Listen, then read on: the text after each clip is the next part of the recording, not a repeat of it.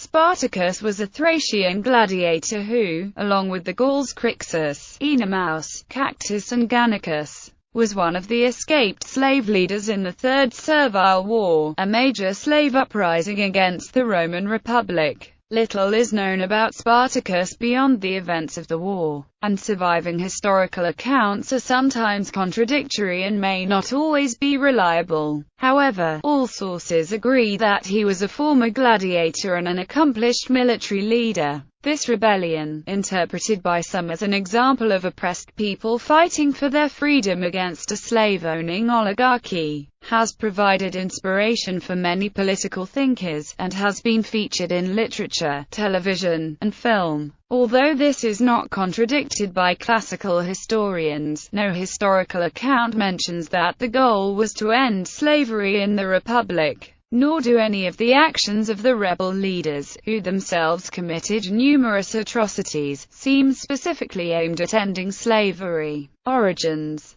The Greek essayist Plutarch describes Spartacus as a Thracian of nomadic stock, in a possible reference to the Mede tribe. Appian says he was a Thracian by birth, who had once served as a soldier with the Romans, but had since been a prisoner and sold for a gladiator. Florus described him as one who, from a Thracian mercenary, had become a Roman soldier, that had deserted and became enslaved, and afterward, from consideration of his strength, a gladiator. The authors refer to the Thracian tribe of the Mede, which occupied the area on the southwestern fringes of Thrace, along its border with the Roman province of Macedonia, present-day southwestern Bulgaria. Plutarch also writes that Spartacus' wife, a prophetess of the Mede tribe, was enslaved with him. The name Spartacus is otherwise attested in the Black Sea region. Kings of the Thracian dynasty of the Cimmerian Bosphorus and Pontus are known to have borne it, and a Thracian, Sparta, Spartacus, or Sparadoca, father of Soothzai of the Odrysae, is also known. Enslavement and escape.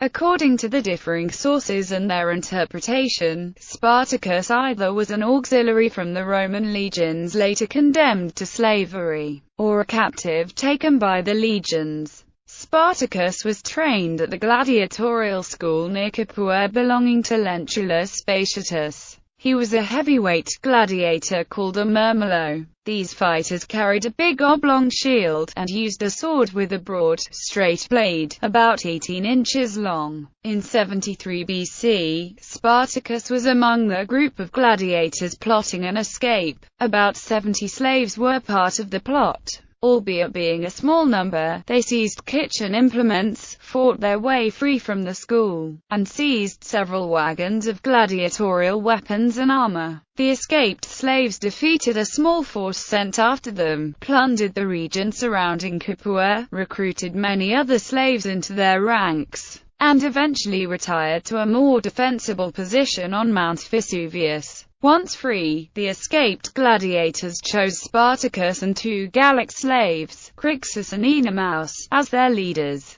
Although Roman authors assumed that the escaped slaves were a homogeneous group with Spartacus as their leader, they may have projected their own hierarchical view of military leadership onto the spontaneous organization, reducing other slave leaders to subordinate positions in their accounts. The positions of Crixus and Ennomus, and later, Gannicus and Cactus, cannot be clearly determined from the sources. Third Servile War. The response of the Romans was hampered by the absence of the Roman legions, which were already engaged in fighting a revolt in Hispania and the Third Mithridatic War. Furthermore, the Romans considered the rebellion more of a policing matter than a war. Rome dispatched militia under the command of Praetor Gaius Claudius Glaber, which besieged Spartacus in his camp on Mount Vesuvius, hoping that starvation would force Spartacus to surrender. They were surprised when Spartacus, who had made ropes from vines, climbed down the cliffside of the volcano with his men and attacked the unfortified Roman camp in the rear, killing most of them. The rebels also defeated a second expedition, nearly capturing the praetor commander, killing his lieutenants and seizing the military equipment. With these successes, more and more slaves flocked to the Spartacan forces, as did many of the herdsmen and shepherds of the region, swelling their ranks to some 70,000. In these altercations Spartacus proved to be an excellent tactician, suggesting that he may have had previous military experience. Though the rebels lacked military training, they displayed a skillful use of available local materials and unusual tactics when facing the disciplined Roman armies. They spent the winter of 73–72 BC training, arming and equipping their new recruits, and expanding their raiding territory to include the towns of Nola, New Syria, Thurii, and Metapontum. The distance between these locations and the subsequent events indicate that the slaves operated in two groups commanded by the remaining leaders, Spartacus and Crixus. In the spring of 72 BC, the rebels left their winter encampments and began to move northward. At the same time, the Roman Senate, alarmed by the defeat of the Praetorian forces, dispatched a pair of consular legions under the command of Lucius Gellius Publicola and Gnaeus Cornelius Lentulus Claudianus. The two legions were initially successful, defeating a group of 30,000 rebels commanded by Crixus near Mount Garganus, but then were defeated by Spartacus. These defeats are depicted in divergent ways by the two most comprehensive histories of the war by Appian and Plutarch. Alarmed by the apparently unstoppable rebellion, the Senate charged Marcus Licinius Crassus, the wealthiest man in Rome and the only volunteer for the position, with ending the rebellion. Crassus was put in charge of 8 legions, approximately 40,000 trained Roman soldiers, which he treated with harsh, even brutal, discipline, reviving the punishment of unit decimation. When Spartacus and his followers, who for unclear reasons had retreated to the south of Italy, moved northward again in early 71 BC, Crassus deployed 6 of his legions on the borders of the region and detached his legate Mummius with 2 legions to maneuver behind Spartacus. Though ordered not to engage the rebels, Mummius attacked at a seemingly opportune moment but was routed. After this, Crassus' legions were victorious in several engagements, forcing Spartacus farther south through Lucania as Crassus gained the upper hand.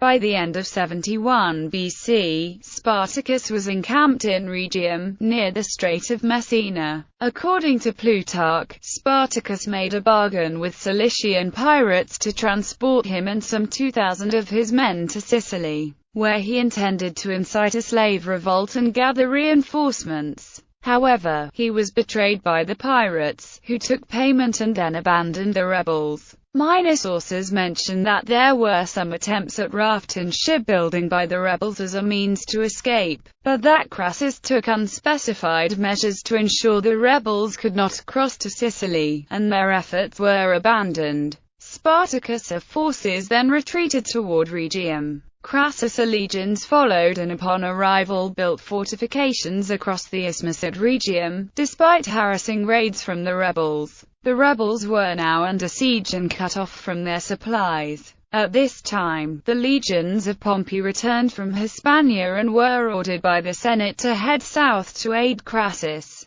While Crassus feared that Pompey's arrival would cost him the credit, Spartacus unsuccessfully tried to reach an agreement with Crassus. When Crassus refused, a portion of Spartacus' forces fled toward the mountains west of Petilia in Bruttium, with Crassus' legions in pursuit.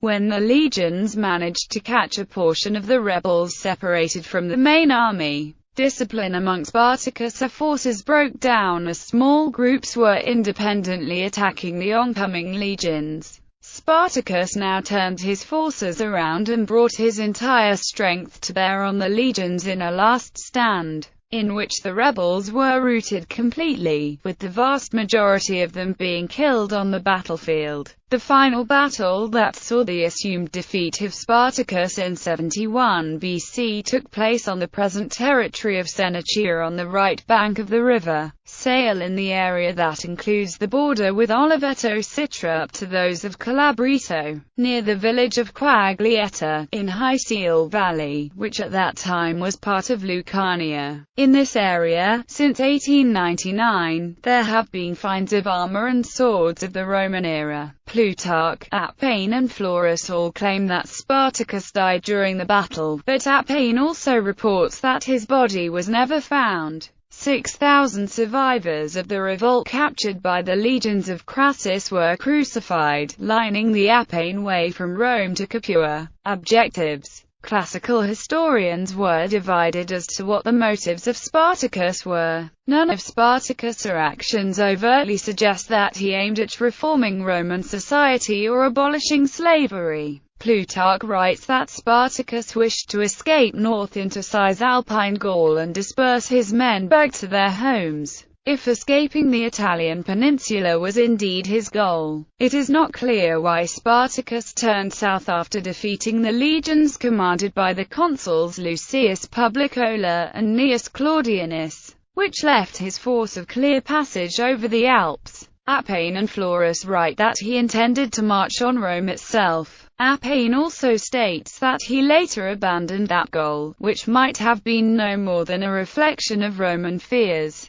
Based on the events in late 73 BC and early 72 BC, which suggest independently operating groups of escaped slaves and a statement by Plutarch, it appears that some of the escaped slaves preferred to plunder Italy, rather than escape over the Alps. Legacy. Politics. Toussaint Louverture, a leader of the slave revolt that led to the independence of Haiti, was called the Black Spartacus by one of his defeated opponents, the Comte de Lavaux. Founder of the Bavarian Illuminati, Adam Weishaupt often referred to himself as Spartacus within written correspondences. Karl Marx listed Spartacus as one of his heroes, and described him as the most splendid fellow in the whole of ancient history, and a great general, noble character, real representative of the ancient proletariat. Spartacus has been a great inspiration to revolutionaries in modern times, most notably the German Spartacus League, a forerunner of the Communist Party of Germany, as well as an Austrian anti-fascist organization in the 1970s. Artistic film and television. Anthony Mann initially signed on to direct the film Spartacus,